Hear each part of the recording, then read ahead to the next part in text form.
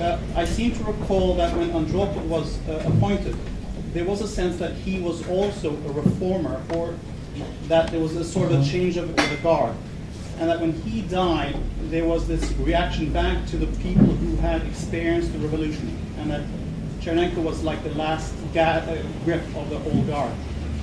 Wasn't this core generational shift also an important part in what happened? Again, I don't want to emphasize the importance of people, as you were saying, but it seemed to me also to be a very important factor that they had a difficulty in the changing of the guard. The other thing I'd like to say is you mentioned the definition of a communist state, the strong party, or the monolithic state party. Wouldn't you then say that today Russia is reverting to form to some extent in the same way that China is? And in that sense, shouldn't they be added to your communist list of states? And should you then also add Georgia and quite a few of the other old Soviet republics? Yeah. Well, Andropov certainly was more of a reformer than Chernenko, but there were very strict limits to Andropov's reformism. I think he might have gone as far ultimately as János Kádár in Hungary. Over many years, he supported the Hungarian economic reform against its critics within the Soviet Union. But he was absolutely opposed to any kind of political pluralism, and took a very tough line with dissidents. Andropov was one of the people who took a decision to invade Afghanistan, something Gorbachev profoundly disagreed with, and he wanted to get out there as quickly as he could, but he didn't want to hand the country over to Islamist extremists, and asked for United States help in that respect. He didn't get it, and perhaps that's regretted now in Washington. So I think Andropov's greatest contribution to change in the Soviet Union was the accelerated promotion he gave Gorbachev. But he gave him this promotion thinking he would be a young, energetic, intelligent person who would safeguard the Soviet system from decades to come. And he never dreamt for a moment that Gorbachev would pursue the kind of policies he did.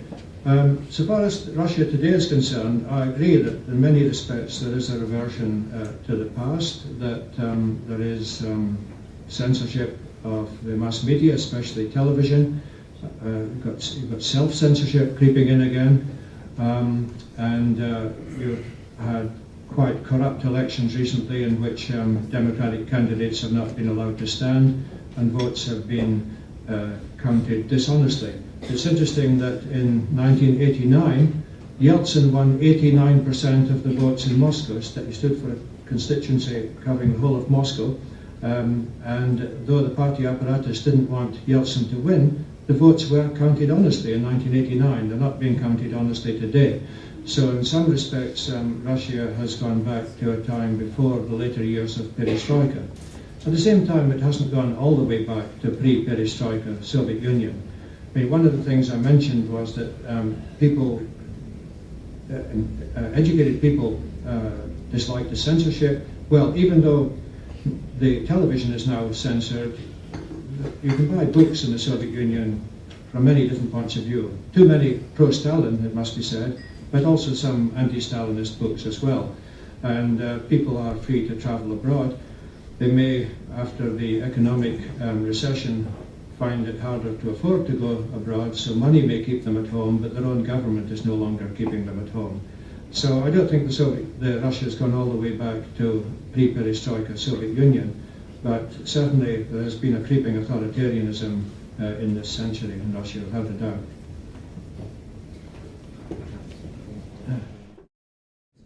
Socialist economies, they didn't have a market system.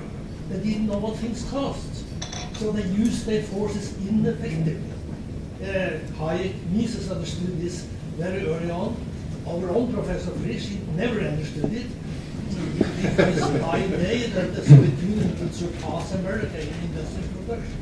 But it imploded economically. So all these forces you touched upon was driven by this underlying weakness. That's my impression. Yes, Yegor Gaidar, who was first acting Prime Minister of Yeltsin, he published a book a year ago in which he said that the economic failure forced this change on Gorbachev. He said Gorbachev gave up the whole of Eastern Europe. He made all these reforms because he badly needed Western credits to prevent looming state bankruptcy. Well, the trouble with that explanation is that Gorbachev gave higher priority to political reform than to economic reform. The Soviet system, the Soviet economy actually became worse in the later years of perestroika because it was no longer functioning as a command economy, but it was not yet a market economy. It was in limbo, it was something in between, and so the shortages became worse. And so I don't deny for a moment that relative economic failure was a factor leading to change, and it was an encouragement to reformers to try to introduce change. But the fact is that highly authoritarian regimes can use the means at their disposal to retain power, even if the economy is doing badly, as we see in North Korea today. As we see in Cuba today, very different from North Korea, but still it's a highly authoritarian regime. And so I don't believe that in the absence of Gorbachev, that the Soviet Union would have had rapid marketizing reform, still less political reform. One of the almost the only advantage of the Cultural Revolution in China, which was a terrible thing, was that it greatly weakened the bureaucracy. In the Soviet Union, there were huge bureaucratic obstacles to economic reform. It was easier to change foreign policy. You could replace the foreign minister, you could replace the head of the international department of the Central Committee, and you could conduct a lot of foreign policy yourself. All of those things Gorbachev did. But the Soviet Union had dozens of economic ministries and economic ministers, and every party secretary in the regions had an interest in maintaining his control over the regional economy. So there was huge bureaucratic inertia and great difficulty in introducing economic reform. So quite soon Gorbachev gave priority to political reform over economic reform.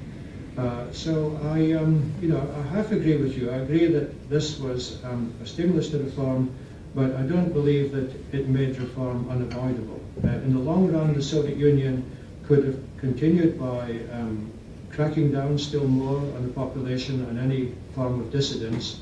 And no doubt, in the longer run, the gap between the Soviet Union and advanced Western economies would have become still wider. At some stage, there might have been a great crisis and perhaps an explosion from below, perhaps less peaceful change than we actually saw.